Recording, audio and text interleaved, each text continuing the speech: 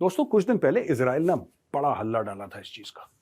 Israel ने यह बोला था कि साहब जब हम घुसे लेबनान के अंदर, पहले तो हवाई जहाज से लोग मारते रहे, हवाई जहाज से ठोकते रहे, पर जब इनकी इन्फेंट्री गई, यही काम इनका गाजा में भी हुआ था इजरायलियों का। जब ये गए वहां पे, इन्होंने ये देखा कि साहब ये देखिए, ये वॉल स्ट्रीट जर्नल की भी न्यूज है, बड़ा it's a big huge newspaper, very credible. ये कहता है Israel finds large troves of Russian arms in Hezbollah's hands. तो हूथियों को भी हथियार दे रहा है रशिया, हिजबुल्लाह को भी दे रहा है, हमास को भी दे रहा है। ठीक है। Some of the weapons in Lebanon, which include modern anti-tank missiles, have come from Russian stockpiles in neighboring Syria. यानी कि कैसे सप्लाई करो, सीरिया को दो, यमन को दो, और उनको बोलो कि भाई तुम हिजबुल्लाह को दो, तुम हमास को दो, तुम हुथीस को दो। इस तरीके से ये सारी की सारी चीजें वहां पे डिस्ट्रीब्यूट हो रही हैं। ये फोटोग्राफ्स हैं, ये फोटोग्राफ्स हैं साहब, ये देखिए, ये सारे के सारे ट्यूब्स में वेपन्स हैं, यहां पे ये वेपन्स हैं, ये वेपन्स हैं। आप ये देखिए, these are all anti tank weapons. आप एंटी टैंक वेपन आपने कंधे पे लगाया, आपने फट से फायर करा, अंदर से उसके निकला वो राउंड उसका, और उसने टैंक को बर्बाद कर दिया। कौन सा टैंक? मरकावा टैंक्स, इजराइल के मरकावा टैंक्स। उनके खिलाफ रूस ने वेपन दे रखे हैं। रूस ने also they have given them anti ship missiles also, कि जो समुद्र, आपने you must have read the news, कितनी बार खबर आ चुकी है कि हूथियों ने अटैक कर दिया, हूथियों ने हमला कर दिया जहाज के ऊपर। वो हथियार कहां से आ रहे हैं हूथियों? वो तो ऐसी रेबल्स हैं, लिखे पढ़े भी ज्यादा नहीं है वो लोग। These are just terrorists। उनको हथियार कौन दे रहा है? अब पता लग रहा है कि साहब सबको हथियार देने वाला बैक एंड पे obviously Iran is giving, right. पर ईरान के पास इतना बड़ा वेपन्स मैन्युफैक्चरिंग का इंडस्ट्रियल बेस नहीं है कि भाई तू भी ले जा और तू भी ले जा। है ईरान के पास, एब्सोल्युटली, लेकिन असली जो सोर्स है वेपन्स का वर्ल्ड में सबसे बड़ा जो सोर्स है वेपन्स का, दैट इज रशिया। तो रूस ने इजराइल के खिलाफ सबको यहां पे हथियार बांट रखे हैं। दोस्तों कुछ समय पहले मैंने एक वीडियो निकाली थी, मैं चाहता हूं कि आप उस वीडियो को देखिए, उसके बाद मैं आपको यह सारी स्टोरी समझाऊंगा। मैंने बोला था कि दोस्त का दोस्त अपना दोस्त, दोस्त का दुश्मन अपना दुश्मन, लेकिन अपने दुश्मन का दोस्त अपना दोस्त, और दुश्मन का दुश्मन अपना दोस्त।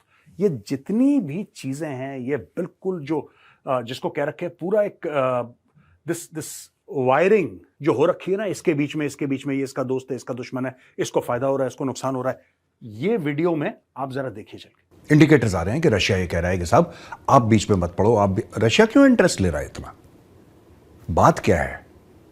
रशिया क्या इसलिए इंटरेस्ट ले रहा है क्योंकि चाइना पीछे खड़ा हुआ है? ये एक कारण हो सकता है, या फिर दूसरा कारण यह हो सकता है कि रशिया यह बोले कि भाई मेरे दुश्मन का दुश्मन मेरा दोस्त। यह दुनिया का आई थिंक सबसे पुराना फॉर्मूला है कि मेरे दुश्मन का दुश्मन मेरा दोस्त, मेरे दोस्त का दुश्मन मेरा दुश्मन। तो अगर ये सब चीजें हैं और रशिया सप्लाई कर रहा है वेपन्स, तो दोस्तों ये बड़ी चिंताजनक बात है। उसका कारण है, मैं आपको बताता हूं। दोस्तों ये देखिए, ये है मॉस्को, राइट। मॉस्को हर जगह वेपन सप्लाई कर रहा है, लेकिन ये जैसे मैं आपको उदाहरण समझाता हूं, ये जैसे तजाकिस्तान है ना, ये मैंने बता दिया तजाकिस्तान है, यहां पे देखिए साफ लिखा हुआ है। अब ये क्या कर रहा है, चाइना यहां पे, दिस इज बीजिंग, राइट।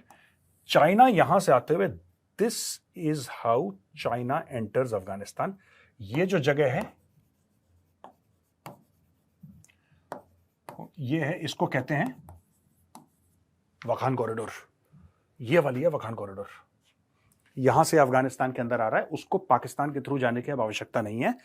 और जो एम्बेसडर है वो यहां का, अफगानिस्तान का, वो शी जिनपिंग को अपने क्रेडेंशियल्स पेश कर चुका है, और चाइना ने रिकॉग्नाइज कर लिया कि ठीक है, हमारे आपके डिप्लोमेटिक रिलेशंस हैं। ठीक है जी। तो यहां पे हथियार डालने वाला रूस, अफगानिस्तान में। तजाकिस्तान का मैंने आपको बता दिया, रूस। ये तेहरान में हथियार डाल रहे हैं, ये यमन में हथियार डाल रहे हैं, यहां पे हुथीज हैं। ठीक है जी। ये हथियार डाल रहे हैं सीरिया में, और ये हथियार डाल रहे हैं लेबनान में। मैंने यहां पे आपको वेस्ट बैंक और मैंने आपको गाजा पट्टी नहीं बताया, क्योंकि गाजा पट्टी का इजराइलीज ने पार्किंग लॉट बना दिया है। एक छोटी सी खबर थी दोस्तों कि हुथी मिले हैं रशिया में, खोद खोद के पूरा, कि क्यों गए होंगे, इनकी क्या लालच हुई होगी, इनको दिया क्या, इनसे लिया क्या।